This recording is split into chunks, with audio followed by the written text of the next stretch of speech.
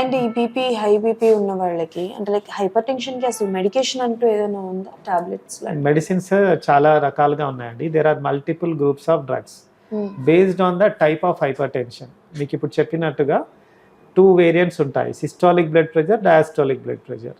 Systolic blood ప్రెషర్‌ని తగ్గించడానికి ఇప్పుడు పెద్దవాళ్ళలో చెప్పాను. 60+ వాళ్ళలో కాల్షియం ఛానల్ బ్లాకర్స్ అని ఉంటాయి.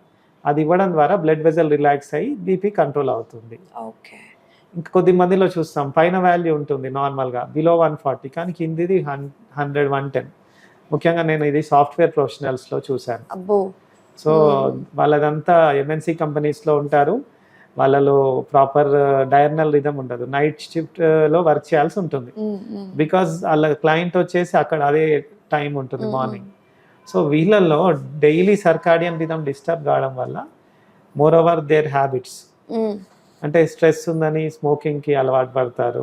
ఫ్రీక్వెంట్ కాఫీ ఇంటేక్ ఉంటుంది. నాకు తెలిసిన చాలామంది నేను చూశాను. అవును. వీకెండ్ పార్టీస్ అంటారు రిలాక్సేషన్ అని with no physical activity. So దీనివల్ల ఏమవుతుంది ఇది ఇండైరెక్ట్గా హెల్త్ మీద ఇంపాక్ట్ చూపిస్తుందండి. Okay. And BP, high BP, low BP అన్నవి ఏవైతే ఉంటాయో చాలా మంది లో బీపీ కన్నా హై బీపీతో ఎక్కువగా అంటే లో టెన్షన్ బీపీ ఉంటుంది. అనేది కామన్ మ్యాన్ అనేదే కానీ అట్లాంటి ఎంటిటీ ఏమి ఉండదండి. లో బీపీ అంటూ ఉండదు. మెడికల్గా లో బీపీ అనేది ఏమి ఉండదు. బీపీ ఉందా లేదా, బీపీ అంటేనే హై బీపీ.